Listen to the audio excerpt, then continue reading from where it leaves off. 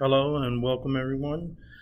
Today we will be outlining the proposal for St. John's Compassionate Mission. Our consulting firm is E&L, Elva and Lewis. And what we're going to discuss today is the St. John's Compassionate Mission.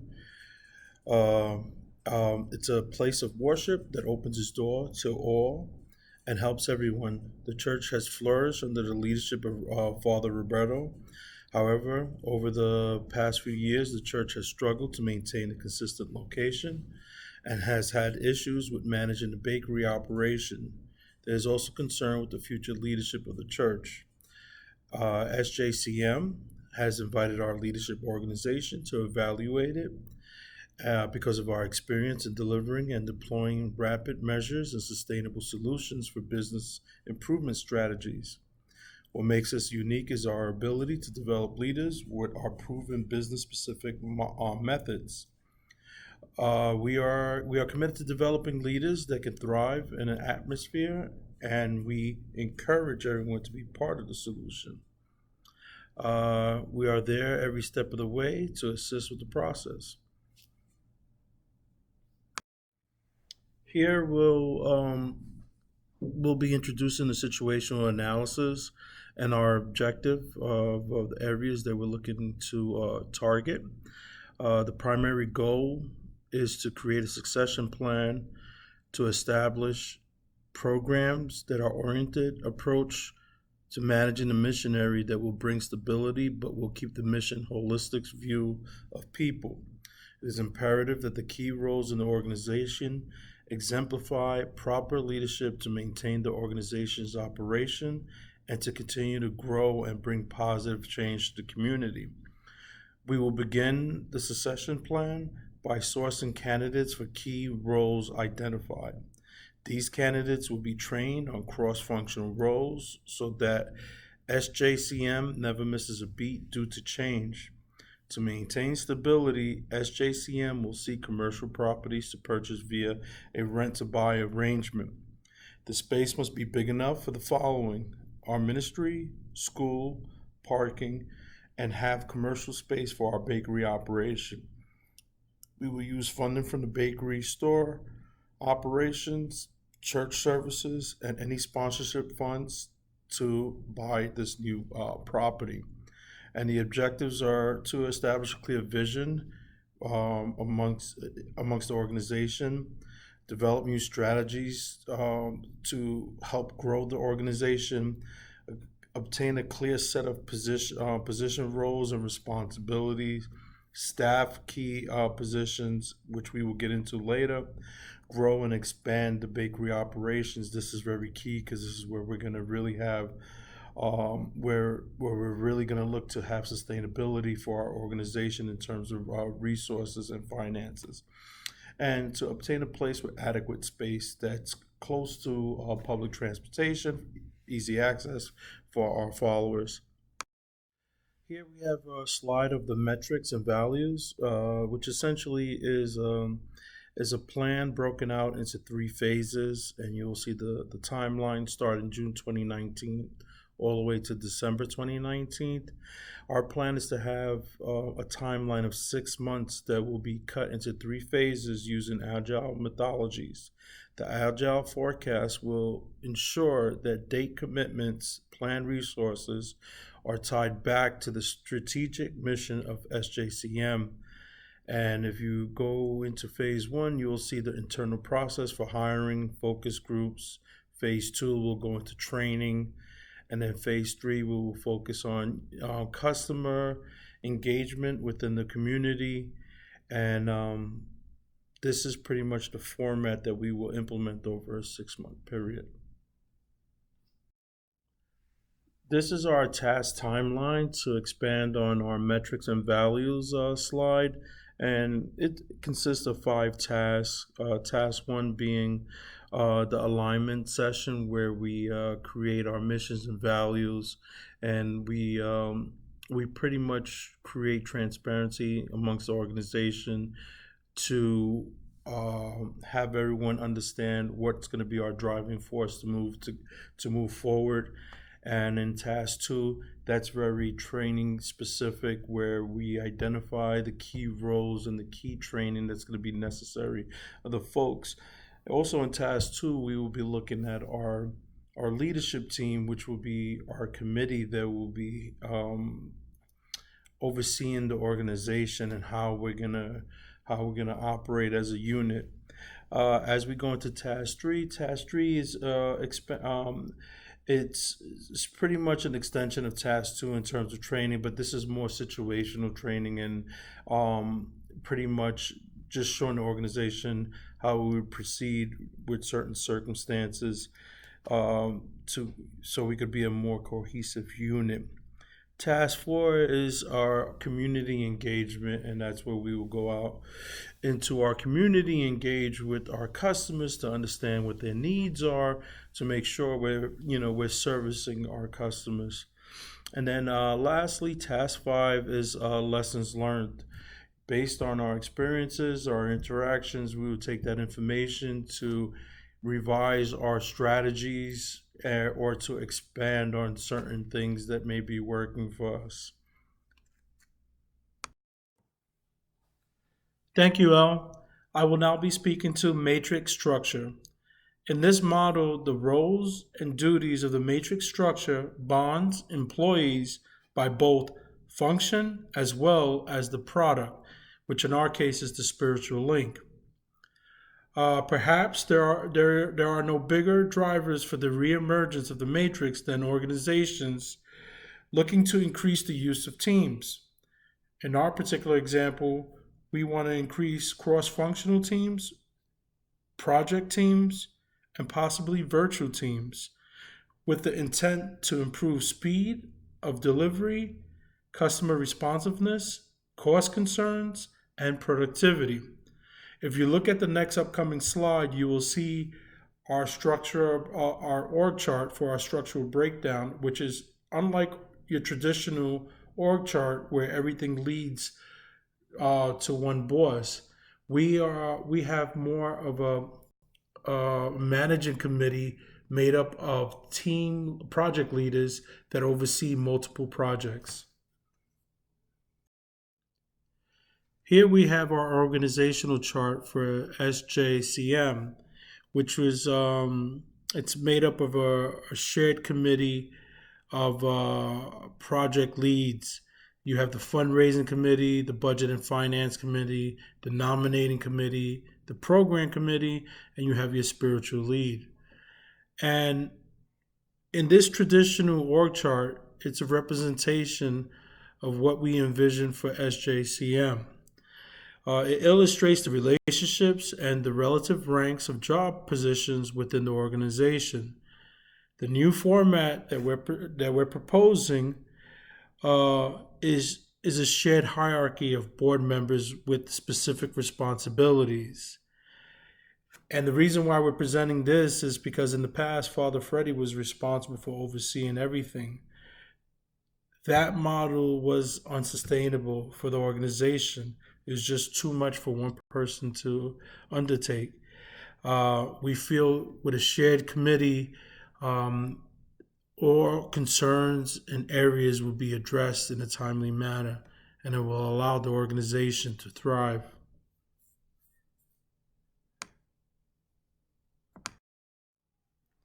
So, how do we implement the matrix?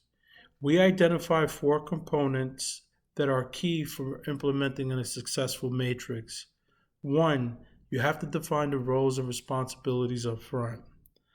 By doing this, it's important because it allows the team member to understand their role, especially around decision making authority. Two, developing a performance goal and matrix at the beginning of the year. As we learned with the balanced scorecard, it's important that everyone understands how they're going to be rated, and understand their year-end goals of what they have to achieve to reinforce that they're doing a good job and they're being productive. The matrix team leaders should draft a set of objectives and matrix and review with their team members. This is key. Three, Establish operating agreements on resources, allocations, and communications. This this is particularly important with operations because there has to be a clear understanding of how certain circumstances or situations need to be handled, and it's important that all team members understand and know how to answer questions, or you know, or at least get the answers to these questions so they make the right decisions. For example, when additional resources are needed, who will be responsible? So, in that type of circumstance, you would have to probably go to your team lead and put in a requisite for maybe for a posting to bring on an additional body. So these are things that everybody should understand, and it should be a process that's put in place. Four, determine how evaluations and rewards are going to be decided. Everyone wants to know how uh, everybody wants to know how and when they're doing a good job. So it's important that it's clear that if a team member is achieving certain goals or hitting certain marks, that they're performing their job to standard, and that at the end of the year there will be an incentive or some type of compensation if the circumstance permits. But if not, at the very least, there should be a clear understanding of what the goals are for this individual so they could be engaged and achieve success. Here we find one of our St. John's Bakery locations, which is which the sign is a little outdated. So one of our objectives is just to modernize the sign. We do like the the ground floor look of big windows. That's very attractive. It brings in customers, but we envision maybe a little bit more color to attract folks. We do like the street sign posted outside is pretty good. And what we're probably maybe looking to do is maybe possibly improve our coffee line to attract additional customers, being that that's a competitive market now. And so we have members on our team that have done research and will bring this information forward. Here we have an operation structure for the bakery operation. And this is just a sample, but it's something that we kind of envision that will apply to the other areas of SJCM. Um, in this particular operation, we have four roles. We have the accounting clerk slash baker. We have outreach coordinator slash baker. We have a marketing coordinator slash decorator, and then you have the facility coordinator slash lead. Now, each of these roles has their responsibilities. If we start with the accounting clerk, the person is responsible for managing the finance aspects, helps in the daily menu decisions, coordinates with the wholesale dealers. And this basically, in a nutshell, this person is responsible for anything that comes in that comes in and leaves the store, having to keep accurate records of everything, also with what's being spent and how much money is coming into the operation. And in the next position, we have the outreach coordinator, who's your head baker. This person will help in advertising and marketing the business, helps in the daily menu decisions. And what we envision for our outreach coordinator will be a person that's pretty much the face of the business, that really engages with the public and kind of understands what their needs are and what they're looking for in order to grow the business. We have our marketing coordinator and slash decorator, who will help manage the sales and marketing, and is also the chief decorator of the baked goods, helps in daily menu decisions. As you can see, the theme here, they all these positions have a hand in the making of the menu decision based on their interactions with the public. Lastly, we have the facility coordinator and team lead, and this person will be the head cook, who will manage the storefront and help in the daily menu decisions.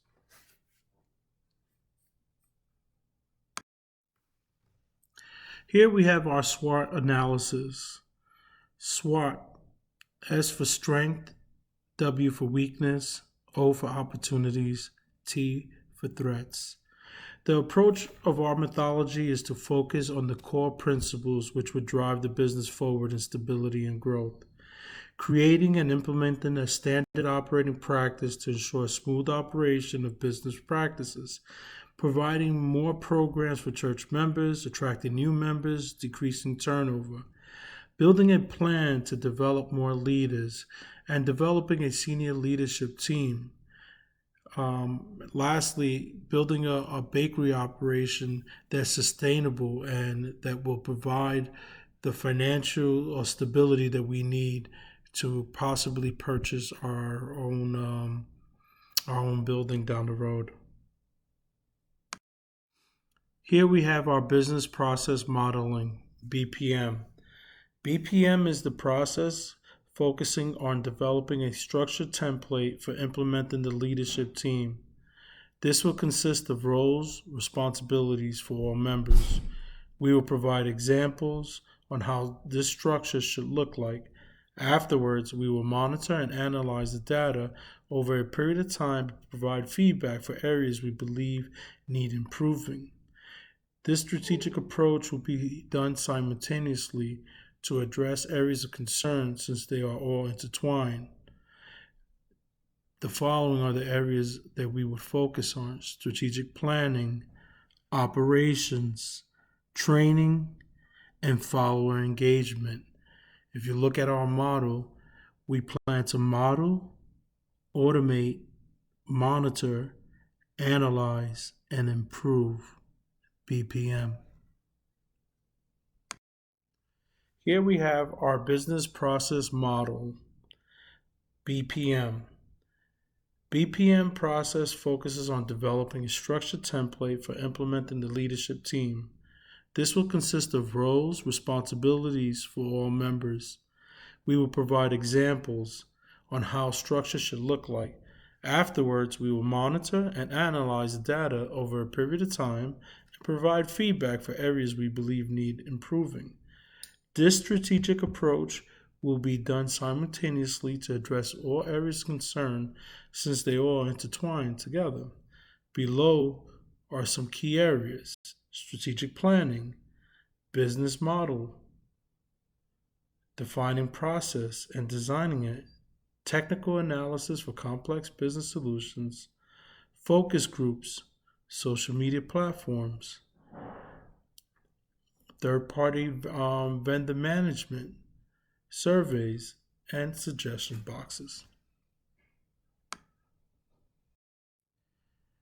Documentation practices. In a recent review of documents for SJCM, it was uncovered that a lot of information was unaccounted for, which led to inaccurate records. Poor record keeping practices were noticed, which may have contributed to the poor management of the missionary. We also identified that there was no record destruction dates in place, which has contributed to a cluttering and a waste of space at the church. We feel using a storage vendor to store files off-site will allow us to maximize on our space and will help us keep better records of information. And just general training on the do's and don'ts of record keeping, just to create a culture of good documentation practices, is key, and it's something that we will roll out with our training. Documentation practices. In a review of documents stored by SJCM, we uncovered that a lot of information was unaccounted for due to poor documentation practices and just information being omitted or left off or misplaced. We also identified that there was no record destruction dates in place, which has contributed to a cluttering of the basement space in the missionary location. This wasted space could be utilized for something else. We would suggest using the services of a storage vendor to store files offsite so we could maximize the space. Documentation practices. In a recent review of documents for St. John's, we uncovered that there was a lot of information that was unaccounted for, which may have contributed to the poor um, finances from. Here we're looking at measuring success. So we told you in the previous slides what we needed to do to create change. Now we have to decide, how do we measure if we're succeeding or not? And we identify four key things that will tell us whether or not we're succeeding. And the first thing is our environment. Did we create an environment that's nurturing and stable, a place for spiritual connectivity? That's key. Is our environment inclusive, where everyone's opinion is taken into account? Is our organization growing? Do we have more followers? And lastly, are we giving back to our community? Or is our community engaged? Do they know who we are? Do they know that we're a place of resource they could come to for help? And these are the four things that we have to look at the end of our rollout to see if we're hitting on all these marks. If we are, then now we know we're achieving success. I would like to thank you for listening to our proposal today. We hope that we answered any questions that you have. If not, please feel free to ask us any questions that you might have. If it doesn't come to you now, our contact information is below, and our email is also on the slide as well. We hope to hear from you, and just rest assured that if you do decide to go with us, you will be in good hands. We are experienced professionals that have a ton of experience in transforming organizations just like yours. Take care.